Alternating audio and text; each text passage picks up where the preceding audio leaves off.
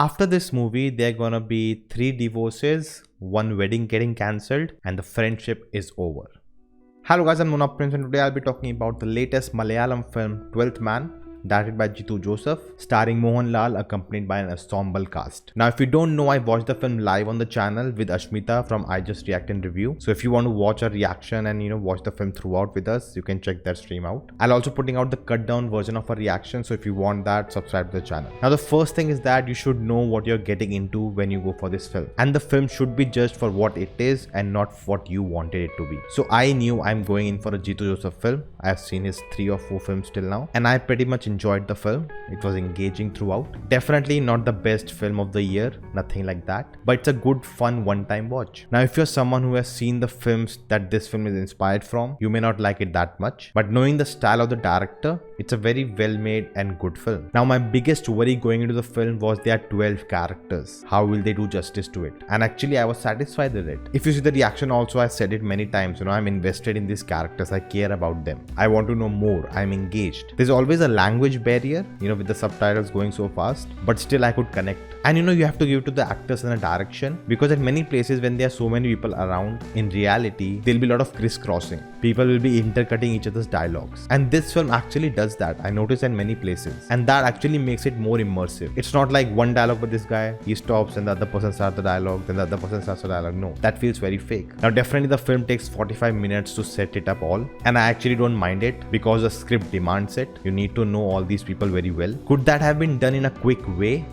Yes, but then you have to change a lot of things in the film. But honestly, if you just remove the murder thing and the film was just about these friends on this vacation, I was engaged. I was okay. I didn't mind because the interaction they were having, the game they were playing, we were finding new things about each character, and it was fun. And I think everyone in the cast did a good job. Now, coming to Mohanlal, and it was his birthday yesterday, we didn't knew when we were watching the film. I've said many times before, his drunk acting is amazing. Having seen his comic timings in his older films, that is still intact today. Now, in the first half, we have few scenes with him, and that's just to establish that he's in the film. Don't worry, he'll come back later. And they used it as a comedy track. Now, at moments, I definitely felt it was overdone. Like, there were some sequences which, if you cut out, doesn't really change anything. And while watching the film, I was like, every scene may be important because it will come back later. But after completing the film, I know these scenes don't really matter. You would have cut them off. And some scenes were really uncomfortable because he's drunk, he's going over to the women. He's not really misbehaving in that sense, but it definitely feels uncomfortable because in reality, if I'm with someone and a drunk guy comes like this, I'll not be happy. It will be uncomfortable. Now, the comedic background music used was very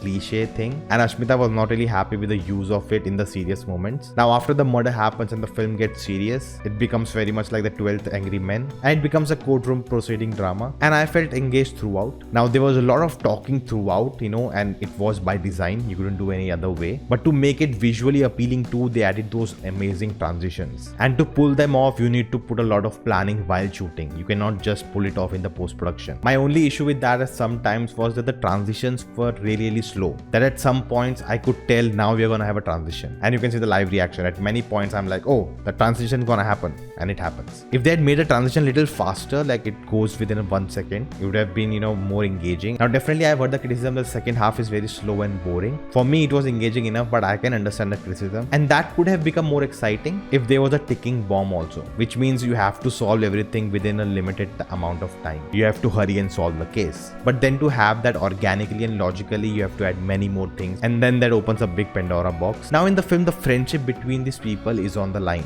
When the film starts, we see them, they are still together from college and school days. They're still going on a vacation together. At the start of the reaction, both me and Ashmita are like, oh, what a friendship, wow, we don't have it, and we all desire it, right? But by the end, it's all turned. You really want a friendship like this with so many secrets, so many backstabbing? Even the marriage of some of them is questioned because there's no trust among them. And one thing I really like that even by the end, they were holding on to that friendship. They were trying to save each other. It was not like, oh, someone died, I don't care about anyone, I'll be selfish. They were still trying to protect their other friends. I liked Mohanlal's performance as a judge and a jury. The writing was really solid. He had to be really active, planning something, so many things are happening. He has to find the clues, then act upon it. So it was very well done. done. Now before I come to the ending, there are many twists in the film. The first one is when they start playing the mobile game and suddenly we get a big reveal. Then the second twist is who will die, we don't know. The third twist is from the reveal who's that girl, everyone wants to know that. And the fourth and the final is who's the killer at the end of the day. Now the first three twists were really good, but the last twist felt underwhelming because it's very simple,